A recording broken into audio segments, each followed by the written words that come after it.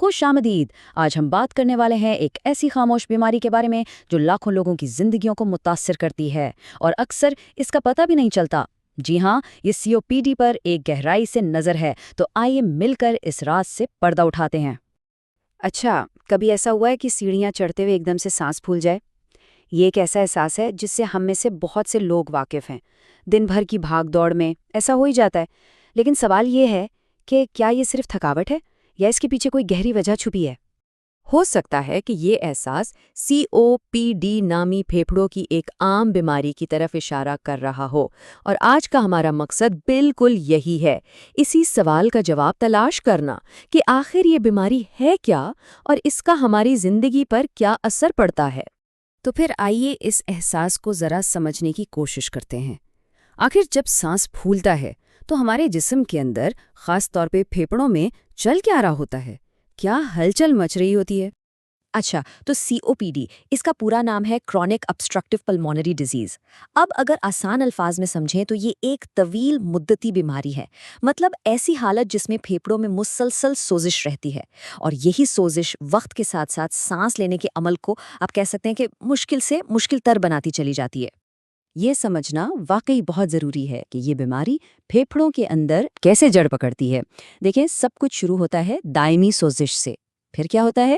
یہی سوزش سانس کی نالیوں کو سکیڑ دیتی ہے، بلغم بنتا ہے اور نالیاں تنگ ہو جاتی ہیں، اور پھر آخر میں ہوا آسانی سے اندر باہر نہیں آ جا پاتی۔ بس یہی جو ہوا کے بہاؤ میں رکاوٹ ہے نا، وہی سانس پھولنے کا احساس دلاتی ہے۔ چلیں اب ذرا آگے بڑھتے ہیں اور اس بیماری کی ساخت کو تھوڑا اور گہرائی سے دیکھتے ہیں، تاکہ ایک بالکل واضح تصویر سامنے آ سکے۔ دیکھیں، یہ جاننا بہت اہم ہے کہ COPD کوئی ایک بیماری نہیں بلکہ ایک وسیع اصطلاح ہے۔ اس کی دو اہم قسمیں ہیں۔ ایک ہے ایمفیسیما۔ اس میں ہوتا یہ ہے کہ پھیپھڑوں کی ہوا کی جو نازک تھیلیاں ہوتی ہیں نا، جنہیں ایئر سیکس کہتے ہیں، وہ تباہ ہو جاتی ہیں۔ اور دوسری ہے کرونک برونکائٹس، جس میں سانس کی نالیوں میں مسلسل سوزش اور بلغم رہتا ہے۔ اچھا، اب جب ہم یہ سمجھ گئے ہیں کہ یہ بیماری کیا ہے اور یہ اندر ہی اندر کیسے کام کرتی ہے، تو آئیے اب ان ظاہری علامات پر بات کرتے ہیں جن پر نظر رکھنا واقعی زندگی بدل سکتا ہے۔ تو کون سی ہیں وہ عام علامات؟ سب سے پہلے تو سانس کا پھولنا، خاص طور پر جب کوئی جسمانی کام کر رہے ہوں۔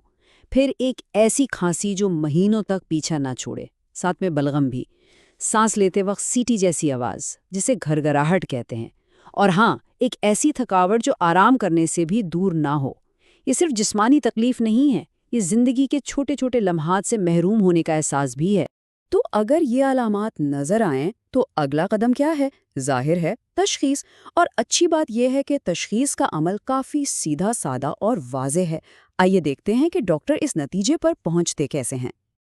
عام طور پر تشخیص کا عمل کچھ مراحل سے گزرتا ہے۔ پہلا اور سب سے اہم قدم ہے اسپائرومیٹری۔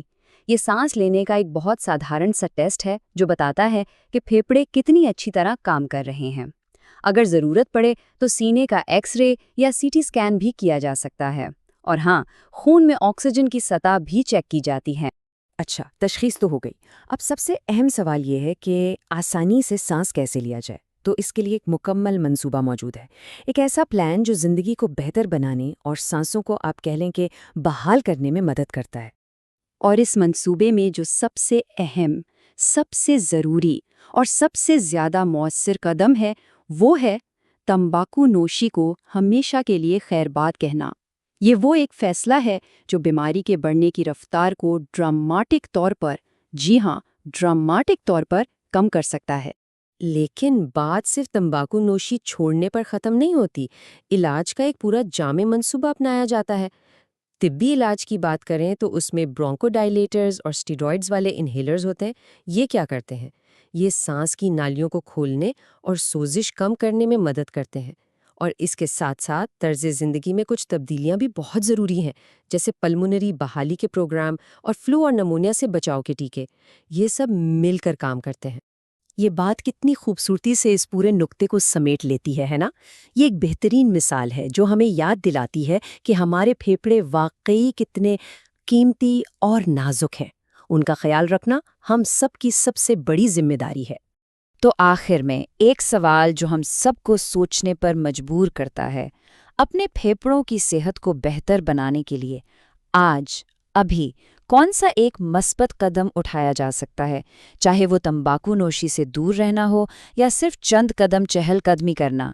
یاد رکھیے، ہر سانس ایک تحفہ ہے۔